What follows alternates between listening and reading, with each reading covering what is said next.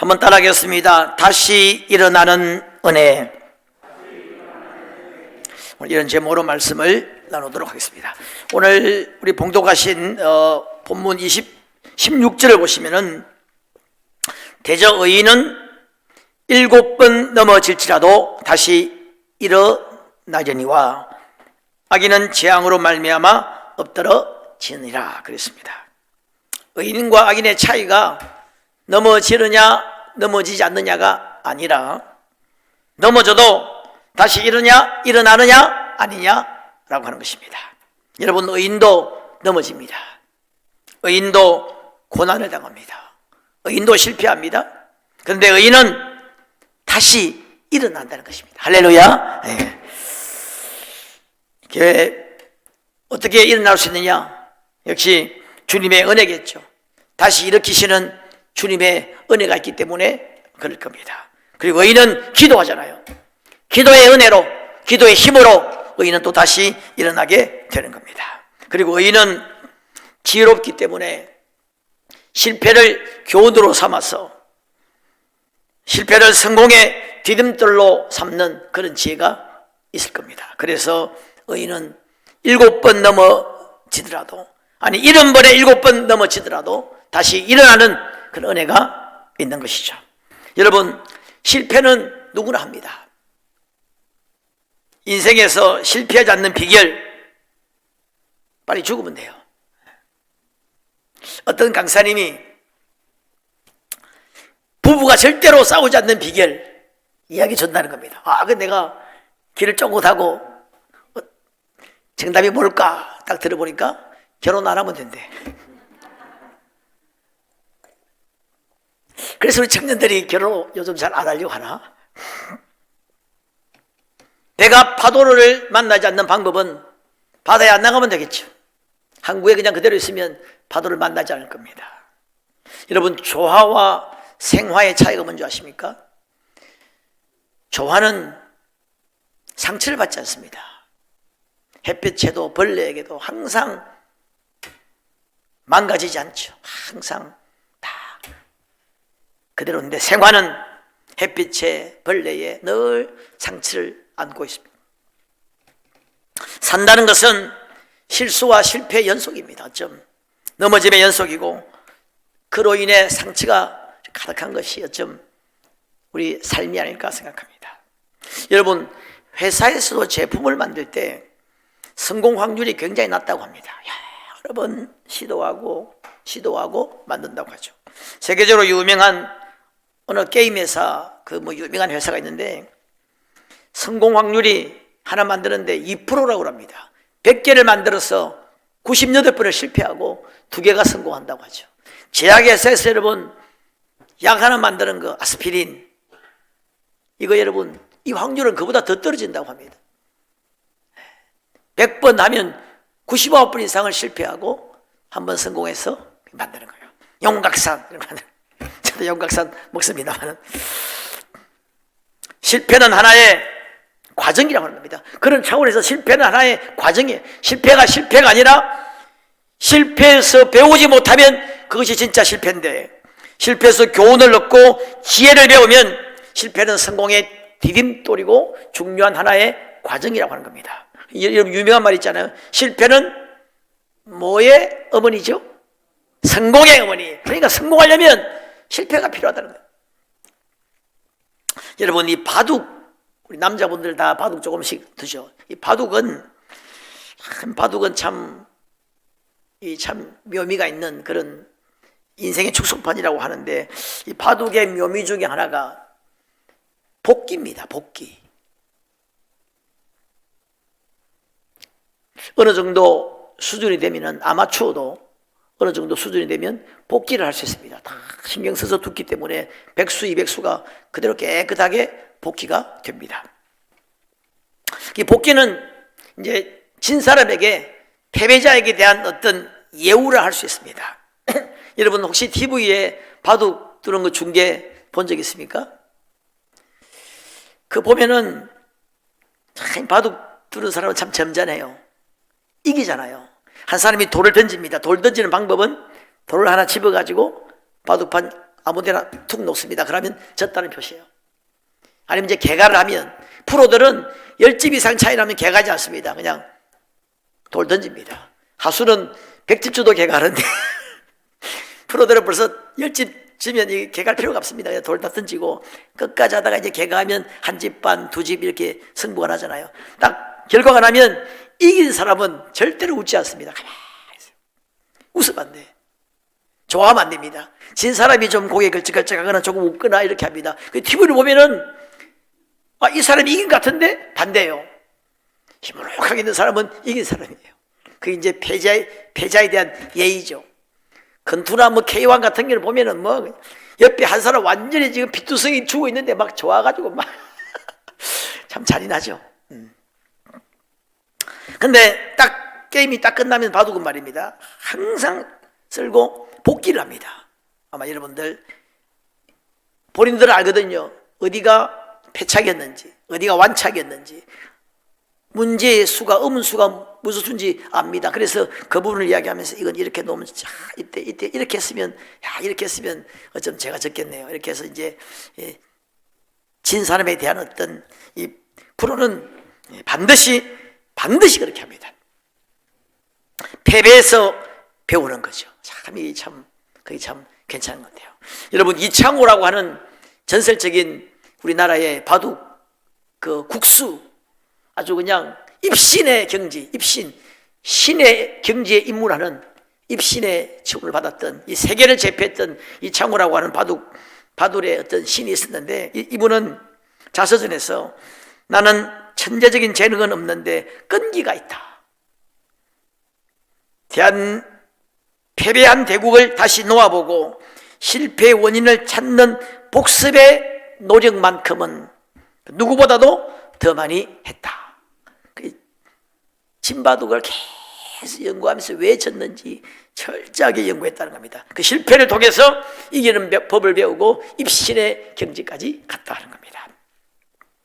여러분, 스콧 캘러웨이라고 하는 유명한 지식인이 있는데, 이분이 플랫폼 제국의 미래 이런 책을 지었습니다. 뭐 나온 지 얼마 안 되는 책인데 우리 젊은 분들은 꼭 한번 읽어보시면 어떨까 싶은데, 이분은 4차 산업혁명의 시대에 그 빅4, 구글, 페이스북, 아마존, 애플, 이 빅4, 그야말로 이 플랫폼 어떤 그 플랫폼 기업이죠. 우리나라로 말하면 카카오 같은 이런 기업들이 왜 이 세계를 지금 제패했는지. 이제 이 빅4의 공통점 중에 하나가 뭐냐? 실패에 대한 관대함이었다는 겁니다. 실패. 예를 들면 태만과 나태로 실패한 것은 그건 뭐 잘못해서 실패한 건데, 최선을 다하고 열심히 했는데 실패했다. 이러면 잘했다고 칭찬하는 겁니다. 수고해서 실패 파티를 열고 오히려 상을 주고 그렇게 했다는 겁니다. 여러분, 3M 회사라고 유명하죠? 포스트잇으로 유명합니다. 그 3M의 아이디어 상품들이 너무너무 많죠. 그 유명한 바로 아이디어의 상징이라 할 수 있는 이 3M 이 회사는, 그 회사 사장 그 경영 철학이 뭐냐면 실패하면서 배우라.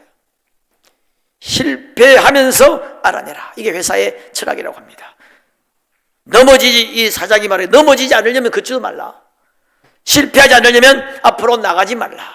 그런 실패에서 배우고 실패를 통해서 알아내라.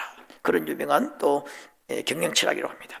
실패 파티도 벌리고, 일본의 혼다라고 하는 회사는 실패왕 상을 준다고 합니다. 연말에 열심히 했는데 실패한 사람을 격려하는 차원에서 실패상을 주는데, 우리나라 돈으로 한 1,000만 원 정도 이렇게 연말에 열심히 했는데 실패한 사람에게 실패상을 준다고 합니다. 그래서 여러분, 이 실패를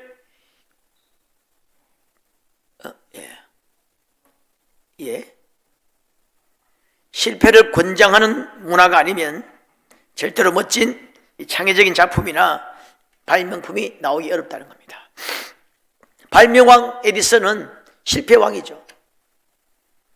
그리고 스콧 캘러웨이는 미국의 저력, 미국이 세계를 어떤 이렇게 제패한 미국의 저력이 뭘까? 역시 그 이야기는 실패 유전자, 창조적 실패를 격려하고 또 좋아하고 위로하는 그런 문화가 있다는 거예요. 여러분, 실패할 때 막 윽박 지르고 막 벌을 주고 한 두세 번 실패하면 완전히 그냥 막 죽여버리는 그런 문화 속에서는 창조적인 뭔가가 나오기 어렵죠. 제가 옛날 군대에 있을 때, 지금은 잘 모르겠습니다만, 그 군대 문화가 실패가 용납되지 않습니다. 그러니까 제가 군대에 입대하니까 고참이 시키는 겁니다. 군생활 잘하는 비결, 시킨 대로만 해, 시킨 대로. 쓸데없는 짓 하지 말고 시킨 대로만 하면 1등이야. 그게 군대 옛날 문화예요. 아마 지금도 그럴 겁니다. 누구나 하면 쫄병이 괜히 뭐 이상한 거 했다가는 큰일 나죠. 실수가 용납되지 않습니다. 그래서 이 보수적인 그런 어떤 사회나 국가, 단체, 실패가 용납되지 않는 그런 문화에서는 실패하면 큰일 나니까 실패하지 않는 것이 내 인생의 목표입니다. 그러니까 복지부동하죠. 공무원들 뭐 그럴 수 있지 않습니까? 이번에 우리 대통령 선거하는데 어떤 당에서 뭐 내가 뭐 당 그걸 선전하는 것은 아니고 실패왕 에디슨 상을 모집한다는 그런 공고를 냈다고 보니까 실패왕을 모집합니다. 실패 경험을 사겠습니다. 익명으로 할 수 있습니다. 이렇게 해가지고 당신의 실패 경험을 사겠다. 이런 또 아이디어를 냈습니다. 여하튼 여러분, 지혜자는, 의인은 7번 넘어져도 일어나는데 이 사람들은 실패를 통해서 배우는 겁니다. 질 때마다 이기는 법을 배우는 것이죠. 자신을 돌아보고 하나님을 바라보고 깨닫고 겸손함을 배우고 나의 결점을 돌아보고 오히려 실패를 통해서 승리의 법을 배우는 겁니다. 실패를 하나의 과정으로 생각하고 디딤돌로 생각하고 일어날 수 있는 지혜가 있다는 겁니다. 미련한 사람은, 여러분 지금 잠언 24장이죠. 26장을 한번 펴보시기 바랍니다. 26장 11절. 미련한 사람 이야기가 나오는데 11절 같이 한번 읽어보겠습니다. 시작. 개가 그 토한 것을 도로 먹는 것 같이 미련한 자는 그 미련한 것을 거듭 행하느니라. 이 미련한 사람은 실패한 그것을 계속 반복한다는 겁니다. 개가 토한 것을 먹고 이런 어떤 예를 통해서 토한 것을 먹고 먹는 것처럼 실패한 그 일을 계속 반복한다는 겁니다. 실패를 통해서 깨닫고 배우고 어떤 이기는 법을 배우지 못하고 계속 실패를 반복한다는 겁니다. 그러나 지혜로운 사람은, 의인은 자신을 돌아보고 자신의 약점을 보완하고 그 실패를 반복하지 않습니다. 실패의 교훈을 얻고, 그러니까 실패가 축복이 되고 실패가 하나의 좋은 과정이 되고 성공의 어머니가 되고 성공의 디딤돌이 되는 것입니다. 그래서 다시 일어난다는 겁니다. 여러분, 일어나기를 주님의 이름으로 축원합니다. 의인은 또 왜 이렇게 7번 넘어져도 일어날 수 있느냐? 말씀드린 대로 의인은 기도할 수 있습니다. 실패의 자리에서, 넘어진 곳에서 하나님께 나아가고 기도합니다. 그러면 여러분, 그 기도의 은혜가 임하는 거예요. 기도의 능력이 나타나는 겁니다. 그래서 일어날 수 있는 것입니다. 환난 날에 나를 부르라, 내가 너를 건지리니 그랬잖아요. 성경에는 여러분, 환난을 당할 때, 어려움을 당하고 넘어졌을 때 기도함으로 응답받고 회복되고 하나님의 기적을 경험하고 역사를 이룬 이런 내용들로 가득 차 있습니다. 여러분, 다윗 잘 알죠? 다윗은 정말 하나님의 너무나 큰 사랑을 받고 하나님 마음에, 내 마음에 합한 자라고 그냥 그렇게 말씀하셨는데 다윗은 많은 고난을 당했습니다. 시편 22편 6절에 보면 이 다윗의 시편이거든요. 다윗의 고백입니다. 나는 벌레요 사람이 아니라 사람의 회방거리요 백성의 조롱거리니이다. 내 하나님이여 어찌 나를 버리셨나이까? 내 신음하는 소리를 듣지 아니하시나이까? 시편 42편에 사람들이 종일 나더러 하는 말이 너 하나님이 어디 있느냐 하니 내 눈물이 주야로 내 음식이 되어도다. 다윗이 나는 벌레요 사람이 아닙니다. 얼마나 그런 실패의 자리에 많이 있었는지 모릅니다. 우리가 잘 아는 대로 실패의 자리에 엘리야도 실패의 자리 거기서 기도함으로 일어났습니다. 요나는 여러분 실패해가지고 물고기 뱃속에서 기도로 다시 놀라운 부흥을 일으키죠. 삼손도 그랬습니다. 에서더, 느헤미야, 다니엘, 바울, 베드로, 히스기야, 예레미야, 한나, 모든 하나님의 사람들은 그 실패 그런 넘어진 자리에서 기도함으로 다시 일어나는 기적을 경험했습니다. 성경이 우리에게 가르치는 게 바로 이겁니다. 여러분 기도하시기를 주의 이름으로 축원합니다. 우리가 여러분 어려움을 당하면, 실패를 당하고 넘어지면 우리 그리스도인들은 먼저 하나님이 우리에게 기도를 요구하신다고 생각하면 돼요. 성경이 우리에게 가르치고 있는 부분이 바로 그런 부분입니다. 환난 날에 나를 부르라 그랬잖아요. 우리 예수님이 기도를 가르칠 때도 밤낮 부르짖는 택하신 자의 원한을 풀어주지 않겠느냐 그랬습니다. 여러분 원한이 뭡니까? 고난의 자리입니다. 실패의 자리잖아요. 너는 내게 부르짖으라 그랬죠. 여러분 예레미야 33장 3절에 너는 내게 부르짖으라 내가 내게 응답하겠고 내가 하지 못하는 크고 은밀한 일을 보여주겠다 그랬는데, 이 크고 은밀한 일이 뭐냐? 쉽게 말하면 넘어지고 실패의 자리에서 회복되는 축복의 자리입니다. 그 여러분 본문을 보면 완전히 지옥에서 천국으로 바뀌는 겁니다. 너가 내게 부르짖으면 그렇게 하겠다는 겁니다. 여러분 우리가 이게 여러분 하나님의 방법이에요. 이게 성경의 가르침입니다. 하나님께 나아가서 도움을 요청하고 은혜를 구하고 주의 뜻이 무엇인지 모르면 그러면 길이 보이기 시작합니다. 그러면 길이 열리기 시작합니다. 다시 일으키시는 주님의 은혜가 임하기 시작하는 거예요. 우리가 지은 죄가 있다면 고백하고 또 우리의 허물을 고백하면서 기도하면 다시 일으키는 은혜가 임하게 됩니다. 성경에는 이런 이야기들로 가득 차 있습니다. 여러분 엘리야, 전 이번 주에 열왕기 상하 이렇게 보았는데 그 엘리야 이야기 참 볼 때마다 은혜를 받아요. 엘리야가 여러분 로뎀 나무 아래서 죽기를 구했죠. 지쳤습니다. 한마디로 말해서 주님 지쳤어요. 주님 죽고 싶어요. 그랬다. 여러분 그 전에 갈멜산에서 불이 막 내렸습니다. 3년 가뭄 끝에 비가 오고 불이 내렸는데도 바로 이후에 주님 죽고 싶어요. 죽여주세요. 이렇게. 근데 그 본문을 가만 보면은 이 엘리야가 그 전에 가뭄 때에 3년 반 동안 가뭄이 있었으니까 엘리야도 먹을 것이 없었습니다. 그러니까 하나님이 열왕기상 17장 6절에 보면 하나님이 까마귀를 보내가지고 아침에도 떡과 고기를, 할렐루야, 성경 보니까 저녁에도 떡과 고기를, 여러분 하나님께서 여러분에게 까마귀를 보내주시기를 주님의 이름으로 축복합니다. 그렇게 먹였다는 겁니다. 근데 이번에는 죽고 싶어요. 죽여주세요. 못 먹고 그냥 막 금식하면서 지쳐있는데, 그때는 열왕기상 19장 5절 6절에 보면 천사가 어루만지며 일어나 먹으라 한적 본적 머리맡에 숯불에 구운 떡과 물이 있더라. 누가 여러분 숯불에 구웠죠?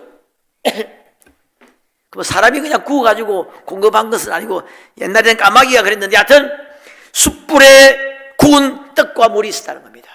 그리고 먹고 마시고 다시 누웠더니 천사가 또다시 와서 어루만지며 일어나 먹어라. 또다시 어루만지며 먹어라. 여러분 성경에 그렇게 되어 있어요. 참, 여러분 숯불에 구운 떡, 가래떡 요 숯불에 구우면 진짜 맛있어요. 맛있는데 요 환자가 먹는 거죠. 환자가 먹는 거. 야, 참 여러분 천사가 어루만지면서 일어나 먹어라 먹이고 다시 누우니까 또다시 일어나 또 먹어라 또다시 계속. 이거 지금 간병인 같죠. 갓난아기를 돌보는 어머니 같지 않습니까? 천사가 이렇게 했다는 겁니다. 그렇게 엘리야를 이렇게 세웁니다. 엘리야는 여러분 로뎀 나무 전과 후는 좀 분위기가 완전히 다릅니다. 완전히 어떤 권능으로 완전히 일어나서 마지막 멋진 사역을 감당하고 하늘로 바로 성취합니다. 죽고 싶어 했는데 하늘로 승천해 버립니다. 외로워서 나만 남았습니다. 외롭습니다. 이제 나 지쳤어요. 죽고 싶어요 했는데 그렇지 않습니다. 하사엘을 두고 바로 옆에서는 엘리사, 그 충성스러운 그 제자 엘리사가 있고 많은 선지자 생도들이 많은 제자들이 있는 데서 하늘로 그냥 죽지 않고 승천했습니다. 하나님은 이 엘리야를 이렇게 세우죠. 예수님을 3번씩이나 부인하고 다시 고기잡이 하러 갔던 베드로를 이른 아침에 찾아와서 함께 우리 아침 먹자. 아주 그 섬세하신 터치로 그 베드로를 이렇게 세웁니다.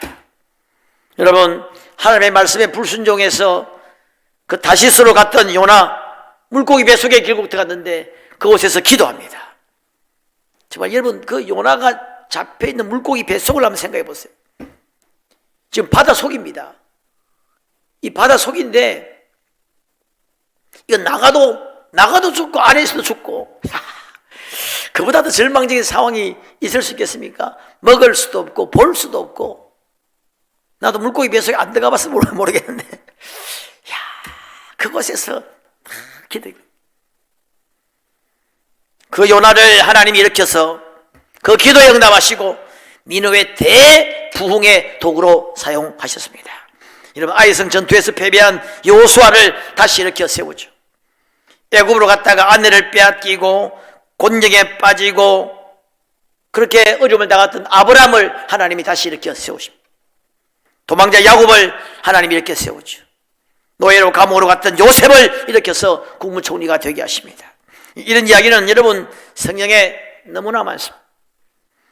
이사야 30장 26절에 보면은 여호와께서 자기 백성의 상처를 싸매시며 그들의 맞은 자리를 고치시는 날에는 달빛은 햇빛 같겠고 햇빛은 7배가 되어 7날의 빛과 같으리라. 그들의 맞은 자리, 누구에게 맞았느냐면 하나님에게 맞았어요. 왜 맞았느냐? 그들의 죄로 맞았습니다. 그들의 죄로 하나님 앞에 맞았는데, 그러나 그들이 돌아와서 회개하면 하나님이 고치시는데 7날의 빛과 같이 되어서 7배나 전보다 더 큰 축복을 주신다는 겁니다. 그래서 누가 이 본문을 보고 그런 이야기 했어요. 하나님은 배알도 없다, 뭐 그런 이야기. 70번에 7번이라도 이렇게 세워주시는 겁니다. 여러분, 제가 이번 주에 그 열왕기하, 열왕기상하 보았다 그랬죠. 거기 보면 아합의 이야기가 또 아주 참 우리가 생각해 보게 합니다. 아합은 여러분 악당 중에 악당이에요. 하나님이 아합과 그 부인 이세벨은 바알과 선지자를 아주 그냥 노골적으로 섬기고 아주 악질이고 악당입니다. 나봇의 포도원이 탐이 났습니다. 포도원을 달라 한 겁니다. 그 나봇이 안 된다고 하니까 이세벨이 그 장로들을 시켜서 그 성읍에 죄목을 만들어서 죽여버립니다. 죽이고 나봇의 포도를 빼앗아요. 그 빼앗은 포도밭을 벌리고 가는데 엘리사가 나타납니다. 엘리사가 하나님의 말씀을 듣고 경고하죠. 너 이제 하나님이 저주할 거다. 너와 너 집이 망할 것이고 그렇게 이제 너 비참한 최후를 맞이하게 될 거다. 그렇게 경고하니까 그때 이 아합이 그 말을 듣고 회개합니다. 근데 그 회개도 뒤에 보면 또 뭐 하는 짓을 보면 완전한 회개는 아니에요. 그래도 그때 옷을 찢고 금식하며 겸비해서 이렇게 잠깐 좀 폼을 잡습니다. 그 성경에 바로 보면 하나님이 엘리야에게 말씀하 이르시되 너가 지금 아합이 내 앞에서 겸비함을 보느냐? 아합이 나에게 겸비하였기 때문에 그 모습을 보고 하나님이 내가 이제 이 자녀 때에 재앙을 내리겠다. 그 재앙을 연기해 줍니다. 야, 그것을 보니까 참 멸망받을 사람이고 악질 중에 악질인데 철저하게 그렇게 했던 사람인데도 그 잠깐 그렇게 회개했다고 하나님이 잠깐 봐준다고 하면은 우리 하나님의 백성들이 정말 진심으로 하나님 앞에 회개하고 나아가면 하나님이 어떻게 하시겠어요? 여러분, 주님 앞에 나아가기를 주의 이름으로 축원합니다. 다윗은 이렇게 노래했죠. 내 영혼을 소생시키시고 자기 이름을 위하여 의의 길로 나를 인도한다 그랬습니다. 여러분, 자기 이름을 위하여 의의 길로 인도하신다는 거예요. 에스겔 36장에도 비슷한 말이 있는데, 너희를 위함이 아니고 너희가 더럽힌 나의 이름을 위하여 너희에게 은혜를 주고 새 마음을 주고 축복하겠다는 겁니다. 나를 위하여, 그분의 이름을 위해 우리를 소생시키시고 의의 길로 인도한다는 겁니다. 여러분, 놀라운 말씀 아닙니까? 우리가 바로 그분의 이름이에요. 여러분, 사실 부모님이 이 자녀 어떤 문제도 좀 자녀와 부모는 하나니까 그런 어떤 차원에서 뭐 인도하고 도와주고 보호하는 그런 게 있잖아요. 그러니까 우리가 바로 하나님의 이름이에요. 우리가 하나님의 사랑이고, 우리가 하나님의 가치고 비전이고 꿈이고 자랑이고 하나님의 자존심이에요. 우리가 하나님과 하나라는 겁니다. 우리는 그분의 아들이고 딸이죠. 우리의 가치가 얼마나 큰가 모릅니다. 그래서 내 이름을 위해서, 하나님의 이름을 위해서 우리를 소생시키시고 의의 길로 인도하신다는 거예요. 할렐루야. 우리가 얼마나 놀라운 자들인지 모릅니다. 여러분, 어느 회장님이 그 회사 중견 간부가 이제 뭐 좀 잘하니까 아주 좋은 배려를 했는 모양이에요. 그러니까 그 중견 간부가 저 같은 사람을 위해서 그런 배려를 해주시니 몸둘 바를 모르겠습니다. 그러니까 회장님이 그랬대요. 자네를 위해서가 아니라 나를 위해서야. 그래, 엄청나게 감동을 받았다고 합니다. 자기 이름을 위하여 우리를 의의 길로 인도한다는 겁니다. 그분의 명예를 위해서, 그분의 영광을 위해서 우리를 의의 길로 인도하고 소생시키신다 하는 겁니다. 자, 우리 오늘 말씀을 드렸는데, 의인은 7번 넘어질지라도 다시 일어난다는 겁니다. 여러분, 일어나기를 주의 이름으로 축원합니다. 성공을, 실패를, 넘어지기는 여러분 의인이나 악인이나 넘어집니다. 넘어지지만 의인은 어떤 영적인 맷집이 좋은 것 같아요. 의인은 여러분 우리가 어떤 성공하기 위해서는 어떤 성실, 근면, 노력, 그다음에 뭐 창의력, 어떤 뭐 지식, 지혜 많은 게 필요하죠. 그런데 그 중에 하나가 빼놓을 수 없는 것이 맷집입니다. 맷집.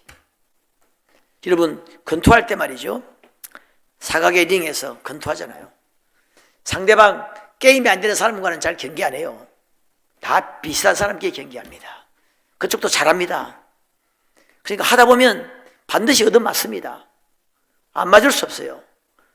그러니까 근데 아무리 잘해도 한 방 맞으면 게임 끝나버리면 아무리 잘하기 소용이 없어요. 맷집 때문에 세계 챔피언 못된 사람들도 많다고 합니다. 맷집이 여러분 세상살이도 마찬가지입니다.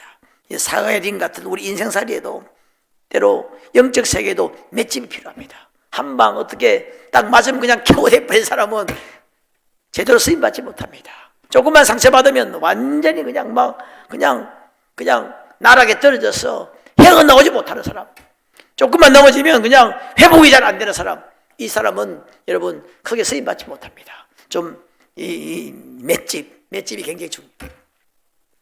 하여튼 여러분, 실패를 성공의 디딤돌로 생각하고 넘어질 때마다 오히려 이기는 법을 배우고 자신을 돌아보고 하나님 앞에 나아가서 기도하면 우리 하나님께서 정말 일으키시는 그런 은혜를 베풀어 주십니다. 어디에 있든지 어떤 환경에 있든지 물고기 배 속에 있든지 어떤 환경이라도 하나님은 그곳에서 일어날 수 있는 은혜가 임하는 겁니다.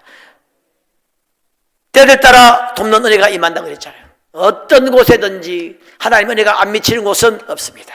우리가 어디에 있든지 무엇을 하든지 여기서 기도하고 믿음으로 나아가고 하나님의 도움을 요청하면 합력하여 서를 이루시는 역사들이 일어나고 살아나기 시작하고 회복되기 시작합니다. 여러분, 늘 일어나서 끝까지 승리하는 여러분 되시기를 주님의 이름으로 축원합니다.